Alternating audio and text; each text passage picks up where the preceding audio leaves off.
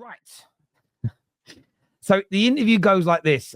This is a real interesting comment for me here. So Jim has said on Man United players, some are not good enough and some probably are overpaid. But for us to mold a squad that we are fully responsible for and accountable for will take time. There are some great players in the squad, as we know. The captain is a fabulous footballer. We definitely need Bruno. He is a fantastic football player. So he's essentially said the squad is full of loads of crap players and loads of players that are good.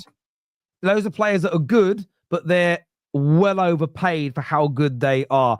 So Jim's saying this, and we'll kind of do this with each quote we put up. Do we agree with this as a panel, or do you think he's being harsh about his current squad? Do we think Sir Jim Ratcliffe is being harsh about the Manchester United squad that has them in 14th in the Premier League? Just asking.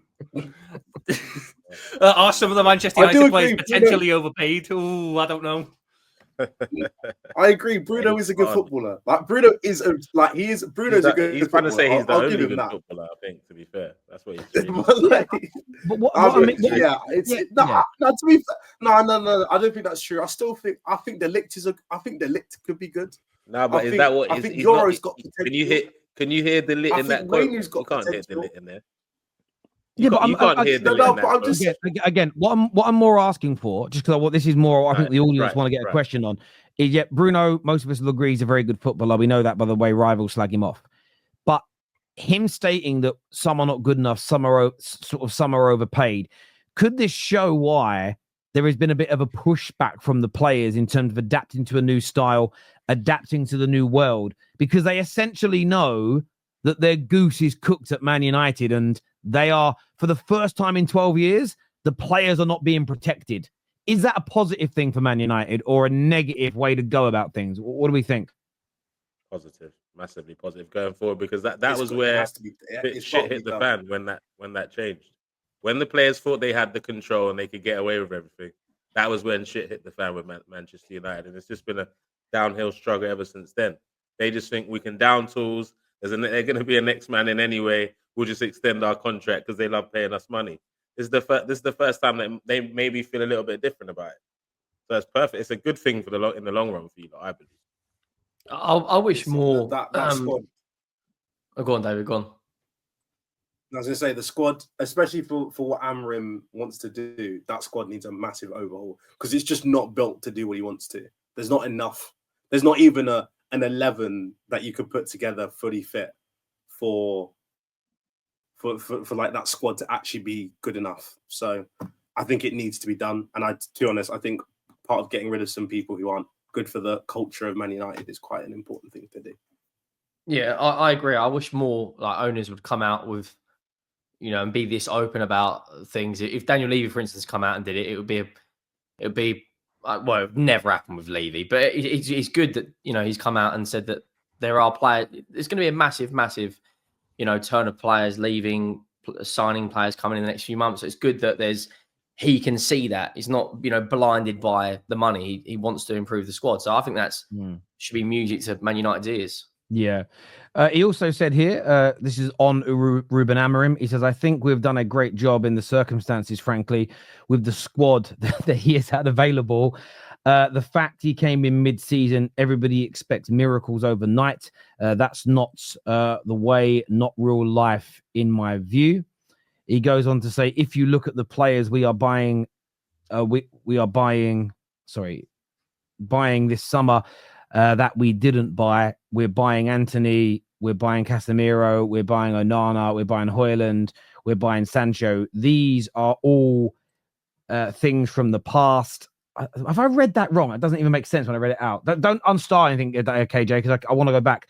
If you look at the players we are buying this summer that we didn't buy, we're buying. That doesn't even. He's basically saying, everyone's saying, we bought Anthony, we bought. Oh, right. Okay. But this, okay. So essentially what he's saying here is that this is under new management. Stop blaming us for what the previous regime got wrong until we've had enough summers to fix it. He says these are all things from the past, whether we like it or not. We inherited fucking hell. We inherited those things and we have to sort them out. For Sancho, who now plays for Chelsea, we paid half his wages We're paying 17 million to buy him. We're paying 70 million to buy him in the summer. And listen, I think that's really frank. He's basically naming all the flops that the club have bought and said, because if we actually be really honest about all those names, none of us would say, Casemiro, I'm still not against him like many other people. But you look at the rest of those names, none of them have got anywhere near. And I don't even think it's about being bad players generally. We should have paid 25 million for Anthony. You know, we should have got a different goalkeeper to Onana as an example. I mean, again, this has been my thought for a while. I think why we haven't had a new manager bounce, and I've hoped that this was the case, and this gives me an idea or an inkling that it's true, is I think they've gone into that dressing room, maybe not quite literally, and just said, this time is different. We are going to back a manager right until the end. He says here, we won't be selling players because of the state we are in financially. The club had got bloated, so we reduced that, and we'll finish it with a lean, efficient organization. That's how we will add less address cost. Player decisions will be focused on how we are going to improve performances. That's all. So what's really interesting here is that they're essentially saying, if Garnacho sold, it's because he's not good enough, not because he's pure profit, and we're selling it because of financial difficulties, which I also think is good as well. He says that Ten Hag says, I agree that the Ten Hag and Dan Ashworth decisions were errors. I think they were some mitigating circumstances, but ultimately they were errors. I accept that and I apologize for it. I mean, look, this is an owner publicly speaking about making a mistake. Again, as rivals reading this, if your owners were making mistakes and they came out and they apologized for it, would you see that as I'm quoting Standard FC here, taking accountability, showing that they made mistakes, and the hope that therefore is they're not going to repeat them? Or is this just what also Standard FC would say, it's just PR to get people on side? How are you all reading this? It's a good start. It's what United fans want to be hearing. But ultimately, are you going to live up to what you're saying when it matters in the summer, when it matters in the years gone by? Because it's all well and good being able to say it now. Like, yes, well done for acknowledging that keeping Ten Hag on for giving him a new 1-year deal or whatever it was, and then sacking him 3 months into the season, therefore limiting your current manager was an error. And good on you for acknowledging all these other things and addressing all these other things. But now, how are we actually going to address them? Not to Gary Neville in the media. How are you going to make sure that in 1 year, 2 year, 3 years' time, you're not sitting here in another sit-down interview with Gary Neville talking about the same things, but this time you can't blame the Glazers for the mistakes that they bought, because it's now your mistakes that you bought. You can't blame whoever for whatever. It's your mistakes now. So it's a good start. It's exactly what United fans would want to be hearing. But I'm waiting. I think the actions are going to speak louder than the words on that front. No, I was going to say 100%. the only thing with an interview is that because of the style of interview you're doing, you have to almost wait for the results to see whether the interview was actually true or not. You're in this weird spot now where he's like, yeah, we've made mistakes, but I mean, like, everyone can see you've made mistakes. You're Man United and you're in 14th. That shouldn't happen, like, flat out. So everyone knows something's gone wrong somewhere. So yeah, it's all well and good saying you've done it, but now you've got to go, okay, how are we going to fix it? Very, very true. As a United fan, what I would say to that, though, is what one of the biggest criticisms that we've had of the Glazers for 20 years is not once have they ever addressed us as fans and given us any answers. So what we can't do as Man United fans is say, we never hear from our owners, they never address their mistakes. And then when one of them comes out and apologizes, I completely agree with you. You still metaphorically keep your foot on the neck, but you can't then say, well, I ain't accepting that apology until I see different results. Because then you're basically contradicting yourself when it comes to the Glazers. Well, you don't care about them speaking then, you just want results. And interestingly, Sunray here says apologies with results, not words. I agree in the long term. Same with the panel. You've got to do that. At the same time, he has answered something else here. He responded about the staff cuts. And this is, again, exactly what I thought it would be. We found that even a body language consultant was earning £175,000 a year at Man United. What did they do? Why are you ruining their bag, bro? Hey, That person right now is so sad, bro. he's fuming, man. Why are you ruining my? You're ruining this. The best hustle in the game for the last few years, and you not blowing up my spot. And this is what's and this is what's crazy, right? Do you guys all know what like no-show jobs are? Yeah. Yeah, so a no-show job essentially is a mafia thing, it's a mob thing where they get jobs that it might be a big construction site that's going to be open for 3 years, and they'll get like 5 no-show jobs. So friends of theirs from the borough will have £200,000 a year jobs, but they never turn up and actually work them, right? I feel like Man United has stuff like that going on without the mob being involved. And what's crazy is this: look how bad we've been. How is a body language coach earning that money, and yet there's no improvement on the field of play? And look, of course, there is going to be people of a working. By the way, if you're earning £175,000 a year, you don't fit into that working class category, right? And that's a consultant. It means he's got other jobs, or she has got other jobs as well, body right? Language consultant, man. And this is why I said to Man United fans, yes, there's some things we should condemn, but what did I say every week?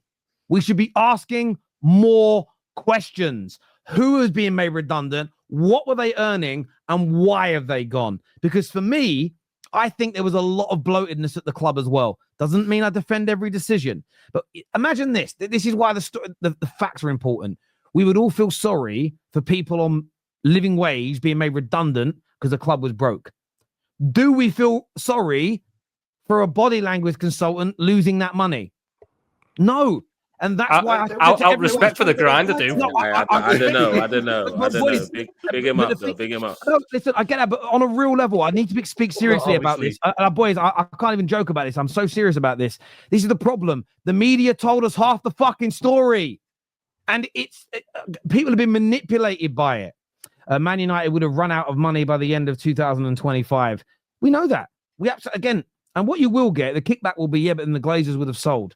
And I do think it holds a little bit of merit, that. But it's a £6 billion asset.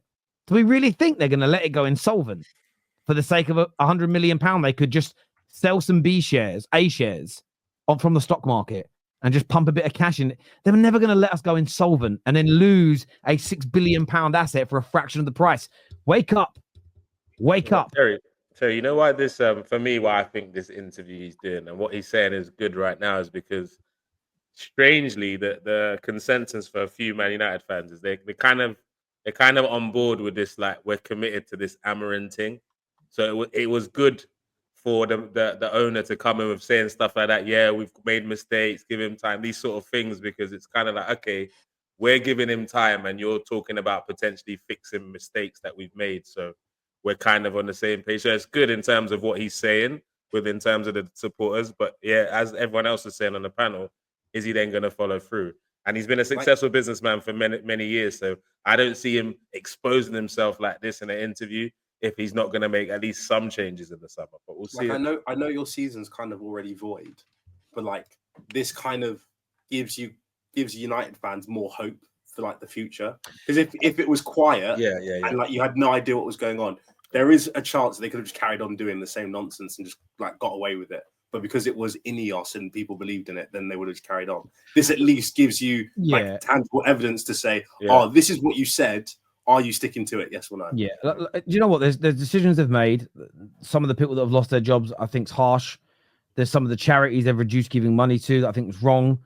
The increase in ticket prices I've condemned and I'm not sitting there now going, oh, it's great we put the ticket prices up. One of the things I do find interesting about the way that was reported, we're still, in terms of cost per individual fan, one of the cheapest in the Premier League. And all the people this is where I got annoyed at rivals, because it was like Gooners slagging off the owners for doing it. I'm like, one, you're £30 per head more expensive already than us. And you've just whacked yours up again. So look, there are things that they've done that I'm not happy with still. But as I've said on the Terrace, I said it on the United Stand, I want more details and information before I completely condemn, because having worked in the corporate world myself, I saw firsthand how the media would report on something versus the reality of a situation internally. And unless you've ever been in that scenario, it's difficult sometimes to comprehend. And I said to all the Man United fans last week on the United Stand last Monday, and I stand by this 110%, don't for a second think the mainstream media reporting on this do it because they care about you or the club. They know there's a big fire at the moment at the club. They are not standing there with foam and fire blankets, soup for when you recover, and water to put it out. They have got a massive canister of petrol that they're looking to throw on there and add more fuel to the fire. Stop siding with them just because they say something that suits your agenda in the here and now. They are not your friend, because had they reported on certain things and been completely balanced and been completely open, maybe you would have viewed the decision making somewhat differently. And I said all along, and they've done it. And I would still ask more questions, like the charity we're taking 50 grand a year away from. I want to know why that charity. What was it you deemed? I'm not saying that charity is doing anything wrong. I'm speaking hypothetically. What if it turned out the club for 3 years has been asking for an audit trail of how they spend that money, and then they fail to provide it? The club are right to not give any more money to a charity that does that, because you don't know what you're funding. And these are elements. And that, listen, when I used to work at Barclays, I used to do this thing called match fundraising, where if you raise money, say for your kid's school, whatever you raised up to like $5,000, the bank would match it. But they had to do like an audit into where the money went, because the bank's like, well, we can't just give money, because if it's going to a charity that's then funding something dodgy, the bank's accountable for it. So again, life experience teaches you that you have to ask questions before you judge certain circumstances, for me personally.